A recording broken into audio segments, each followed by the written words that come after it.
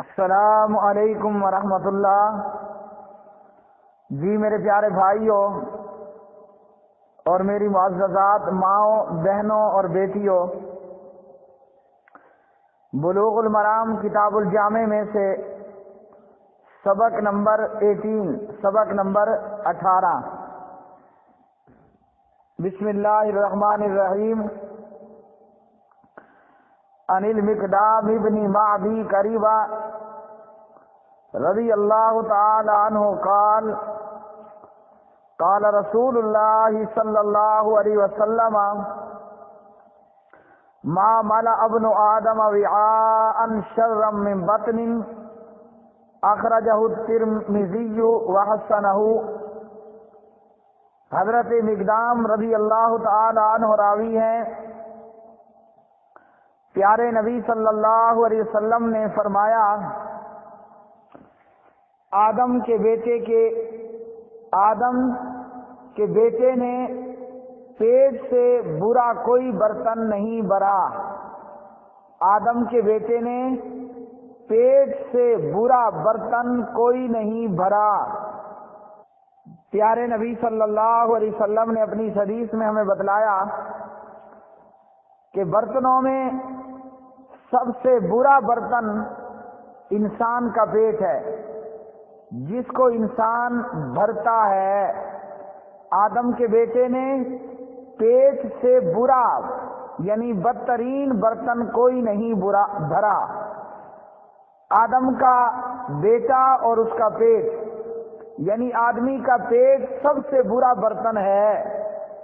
پیارے نبی صلی اللہ علیہ وسلم نے اس حدیث میں بسیار خوری، بہت زیادہ کھانے کو بدترین خصلت قرار دیا ہے۔ زیادہ کھانا بہت سے دینی اور دنیاوی مفاسد اور خرابیوں کی جڑ ہے۔ جو بندہ زیادہ کھاتا ہے، دینی طور پر بھی اس کے اندر خرابیاں اور دنیاوی طور پر بھی وہ بیماریوں کے اندر مبتلا ہوتا ہے۔ ایک تو یہ کہ ایسا آدمی صرف کھانے پینے کی فکر میں، کھانے پینے کی سوچ میں مبتلا رہتا ہے، اور پھر بسا اوقات یہ تمیز بھی نہیں کرتا کہ جس کھانے سے میں پیٹ بھر رہا ہوں آیا وہ حلال بھی ہے یا حرام ہے۔ نہیں، بلکہ اس کا مقصد کیا ہوتا ہے کہ کھانا اور کھانا ہے۔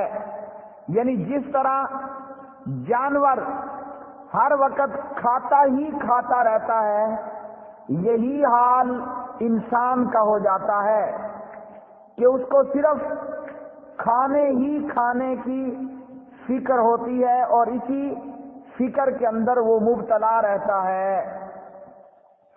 تو پیارے نبی صلی اللہ علیہ وسلم نے اس حدیث میں زیادہ کھانے کو بری خصلت قرار دیا ہے، اور اللہ سبحانہ و تعالی نے فرمایا کھانے اور پینے کے تعلق سے، اعوذ باللہ من الشیطان الرجیم، یا ایھا الناس کلوا مما فی الارض حلالا طیبا، اے لوگو زمین میں جو حلال اور پاکیزہ ہے وہی کھاؤ۔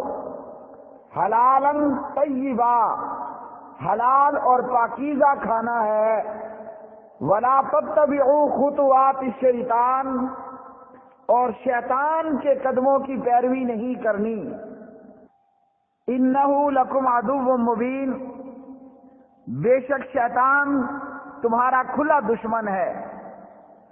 تو اللہ رب العالمین نے کھانے اور پینے کے تعلق سے یا ایھا المؤمنون نہیں کہا، یا ایھا المسلمون یا ایھا المسلمین نہیں کہا، بلکہ یا ایھا الناس کہا۔ اے لوگو، یعنی کھانے پینے کے تعلق سے حلال اور پاکیزہ کھانا کھانا ہے۔ اللہ نے تمام لوگوں کو یہ حکم دیا۔ اور یاد رکھیے کہ جو لوگ کھانے پینے میں حلال اور حرام کی تمیز چھوڑ دیتے ہیں، ان کی عادات اور ان کی خصلتیں بھی پھر ویسے ہی بن جاتی ہیں. جیسے آج یورپ کا کافر کتا ملا کھا لیا، سور ملا کھا لیا، گائے ملی کھا لیا. اسی طرح یورپ اور چائنا کے کافر گدھا ملا کھا لیا، چوہا ملا کھا لیا. بلکہ اللہ رحم فرمائے ایسے کافر بھی دیکھے بچھو ملا کھا لیا، اور ایسے کافر بھی دیکھے کہ کاکروچ ملا وہ بھی کھا لیا. کیوں؟ کہ پیارے نبی صلی اللہ علیہ وسلم فرماتے ہیں آدم کے بیٹے نے پیٹ سے برا کوئی برتن نہیں بھرا. جانوروں کی بھی کھانے کی ایک لمٹ اور ایک حد ہے، اور جانوروں کا بھی ایک معیار ہے، وہ اپنے معیار سے ہٹ کر چیز نہیں کھائیں گے. ایک جانور اگر گھاس کھانے والا ہے، آپ اس جانور کو گوشت دیں وہ گوشت نہیں کھائے گا. کیوں؟ اس کا ایک معیار ہے، اور جیسا اس کا معیار وہ اپنے معیار مطابق کھاتا ہے. ایک انسان ہی اس قدر حیوان سے بدتر بن جاتا ہے کہ جیسے ہم نے کافروں کو دیکھا، گائے ہو کھا لی، سور ہو کھا لیا، بکری آئی وہ بھی کھا لیا، کتا آیا وہ بھی کھا لیا، کاکروچ ہو، چوہا ہو، بچھو ہو، جو سامنے آئے کھا لیا.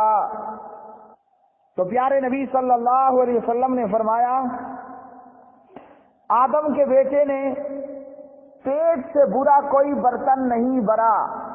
یعنی سب برتنوں میں سب سے جو برا برتن ہے وہ پیٹ ہے، بندے کا پیٹ. زیادہ کھانا امراض معدہ کا بھی باعث ہے، اور دل دماغ پر اثرات بھی برے مرتب ہوتے ہیں. پیارے نبی صلی اللہ علیہ وسلم ابن ماجہ میں فرماتے ہیں دنیا میں زیادہ کھانے والے لوگ قیامت کے دن لمبے عرصے تک بھوکے رہیں گے. اور آج ہمارے زیادہ کھانے کی حالت یہ ہے کہ کبھی کھانا ہے تو کبھی چائے ہے، کبھی مشروبات ہیں تو کبھی جو ہے میوہ جات ہیں، اور پھر جب کھا کھا کر معدہ ٹھوس ہو جاتا ہے، فل ہو جاتا ہے، اب اس کھائے کو ہضم کرنے کے لیے اوپر سے پیپسی ہے. تو یہ تمام چیزیں پیارے نبی صلی اللہ علیہ وسلم نے ان کی مذمت کی اپنے فرمان سے. اور اسی طرح پیارے نبی صلی اللہ علیہ وسلم کی سنت اور سیرت کیا ہے؟ آپ علیہ الصلوۃ والسلام کی سنت اور سیرت یہ ہے کہ رمضان کے روزے رکھنے ہیں، اور رمضان کے فرض روزوں کے علاوہ سال کے باقی 11 مہینوں میں مختلف دنوں کے اندر اللہ کے پاک نبی علیہ الصلوۃ والسلام نے روزے رکھے، اور اپنی امت کو بھی ساتھ میں نفل روزہ رکھنے کی ترغیب دی. رمضان گزرا، پیارے نبی نے شوال کے 6 روزے رکھے اور امت کو بھی ترغیب دی. اسی طرح پھر سوموار اور جمعرات کا روزہ پیارے نبی ہمیشہ رکھتے اور امت کو بھی رکھنے کی ترغیب دی. اسی طرح 9 ذی الحجہ کا روزہ، یوم عرفہ کا روزہ پیارے نبی نے خود بھی رکھا، امت کو بھی رکھنے کی ترغیب دی. اسی طرح 9 اور 10 محرم کا روزہ پیارے نبی نے 10 کا روزہ رکھا، 9 کے رکھنے کا کہا اور اپنی امت کو بھی رکھنے کی ترغیب دی.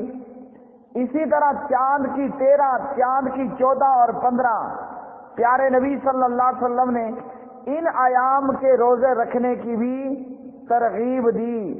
جیسا کہ حضرت ابو ہریرہ رضی اللہ تعالی عنہ راوی ہیں، فرماتے ہیں کہ میرے خلیل، میرے نبی، میرے دوست نے مجھے وصیت کی، جس وصیت میں سے ایک یہ تھی کہ 13، 14 اور 15 چاند کی ان تاریخوں کے روزے رکھنے ہیں. یہ تو تھے وہ روزے جو آپ رکھتے اور امت کو ترغیب دیتے تھے. اس کے بعد صورت احوال یہ ہے کہ مومنوں کی ماں اور جو اسے مومن جو اسے ماں تسلیم نہ کرے اس کا مومن ہونا محال اور مشکل ہے۔ مومنوں کی ماں سیدہ کائنات سیدہ عائشہ صدیقہ طیبہ طاہرہ رضی اللہ تعالی عنہ فرماتی ہیں، پیارے نبی نماز فجر پڑھ کر گھر آتے اور آ کر پوچھا کرتے تھے کہ اے عائشہ گھر میں کچھ کھانے کے لیے موجود ہے؟ عائشہ فرماتی کہ اے پیارے نبی صلی اللہ علیہ وسلم گھر میں کھانے کے لیے کچھ نہیں ہے، کھانے کو ناشتہ وغیرہ نہیں ہے۔ پیارے نبی فرماتے چلو ٹھیک ہے پھر ہم روزہ رکھ لیتے ہیں۔ اسی طرح آپ نماز فجر پڑھ کر آتے اور پوچھتے کبھی کہ کھانے کے لیے کچھ ہے، یا عائشہ کہہ دیتی کہ ناشتہ موجود ہے، تو پیارے نبی صلی اللہ علیہ وسلم فرماتے ٹھیک ہے کچھ کھانے کے لیے موجود ہے تو لے آؤ ہم کھا لیتے ہیں، جبکہ ارادہ ہم نے صبح میں نفل روزہ رکھنے کا کیا تھا۔ صحیح البخاری۔ تو اس سے کیا معلوم ہوا کہ پیارے نبی صلی اللہ علیہ وسلم نے پریکٹیکل عملاً زیادہ تر روزہ رکھا اور روزہ رکھنے کی ترغیب دی، زیادہ تر روزہ رکھا اور زیادہ تر روزہ رکھنے کی ترغیب دی۔ کچھ کھانے کو مل گیا تو کھا لیا، کچھ کھانے کو نہ ملا تو پھر روزہ رکھ لیا۔ اور اس کے مقابلے میں ہمارا حال کیا ہے کہ ہم نے ڈائٹنگ کرنا شروع کر دی ہے، اور اسی طرح ورزش کرنے کے لیے بے شمار جم ہم نے جوائن کر لیے، یا گھروں کے اندر جم کے مختلف سامان ہم نے ہزاروں کے خرید کر رکھ لیے۔ ڈائٹنگ ہو رہی ہے اور خود کو پتلا اور کمزور کیا جا رہا ہے، سمارٹ بنایا جا رہا ہے۔ مردوں کے اندر بھی یہ عادت ہوگی، لیکن بالخصوص عورتوں کو یہ بیماری کہ ہم نے ڈائٹنگ کرنی ہے اور خود کو کمزور اور پتلا اور سمارٹ بنانا ہے، جبکہ پیارے نبی صلی اللہ علیہ وسلم کی سنت ہمارے لیے موجود۔ ڈائٹنگ کرے امریکہ کا کافر، ڈائٹنگ کرے ہندوستان کا ہندو، ڈائٹنگ کرے برطانیہ کا کرسچن، مسلمان کو کیا پڑی ہے ڈائٹنگ کرنے کی؟ ہم اس نبی کا کلمہ پڑھنے والے ہیں جس نبی کی سیرت طیبہ، جس نبی کی سنت مطہرہ ہمارے سامنے موجود ہے۔ تو اس لیے مسلمان کو چاہیے کہ وہ اپنے پیٹ کا بالخصوص خیال رکھے۔ زیادہ کھانا، ٹھوس ٹھوس کے کھانا، اپنی اوقات اور اپنے وزن سے زیادہ کھا لینا، یہ بے شمار بیماریوں کا موجب بنتا ہے۔ اور پیارے نبی صلی اللہ علیہ وسلم زیادہ تر روزہ رکھا کرتے تھے، اور اسی طرح پیارے نبی صلی اللہ علیہ وسلم رات کو کافی دیر کھڑے کھڑے نماز پڑھا کرتے تھے، اور فرماتے تھے کہ کیا میں اپنے پروردگار کا شکر گزار بندہ نہ بنوں؟ تو پیارے نبی صلی اللہ علیہ وسلم نے فرمایا کہ آدم کے بیٹے نے پیٹ سے زیادہ پیٹ سے برا کوئی برتن نہیں بھرا، یعنی برتنوں میں سب سے برا برتن کیا ہے؟ وہ انسان کا پیٹ ہے، کہ جب انسان دھڑا دھڑ ٹھوس ٹھوس کر کھانا خوراک کرنا شروع کر دے، جبکہ مومن اور ایماندار بندہ ایک آنت سے کھاتا ہے۔ اور خود نبی صلی اللہ علیہ وسلم اور صحابہ کرام رضوان اللہ علیہم اجمعین کی یہ سیرت، جب کچھ کھانے کو نہیں ہے روزہ رکھ لینا، اور جب کھانے کو مل جائے اتنا کھانا کہ جس سے بندے کی سانسیں برقرار رہیں، بندے کی سانس کا سلسلہ برقرار رہے۔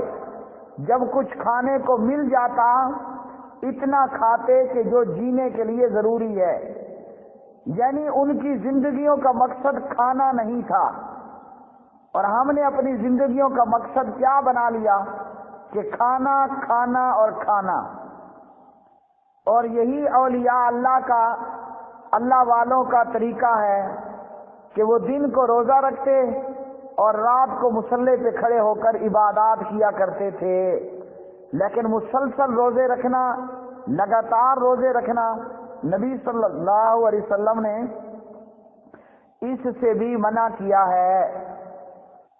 اسی طرح میرے پیارے بھائیوں، معدہ، انسان کا معدہ وہ ام الامراض ہے۔ اگر معدہ درست ہے تو پورا نظام انسانیت وہ صحیح طور پر چلتا رہے گا۔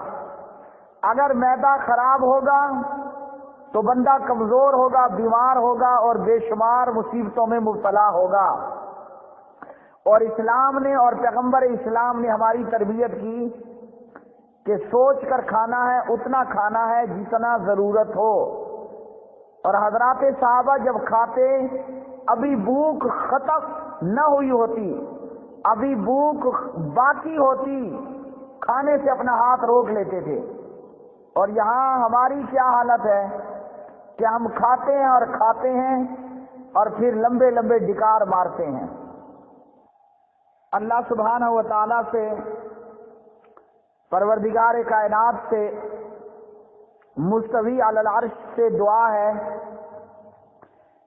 کہ اللہ رب العالمین ہمیں حکیم الامت محمد الرسول اللہ صلی اللہ علیہ وسلم کی اس حدیث پر عمل پیرا ہونے کی توفیق عطا فرمائے۔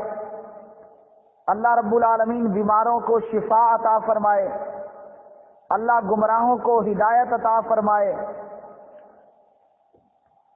اللہ رب العالمین پریشان حال لوگوں کی پریشانیاں دور فرمائے، اللہ رب العالمین بے اولاد لوگوں کو نیک اور صالح اولاد عطا فرمائے، اللہ رب العالمین بے نمازیوں کو نماز پڑھنے کی توفیق عطا فرمائے، اللہ رب العالمین ہم گنہگاروں اور بدکاروں اور فاسقوں کو گنہگاری، بدکاری اور فسق و فجور چھوڑ کر اپنا تقوی، اپنا ڈر اختیار کرنے کی توفیق عطا فرمائے۔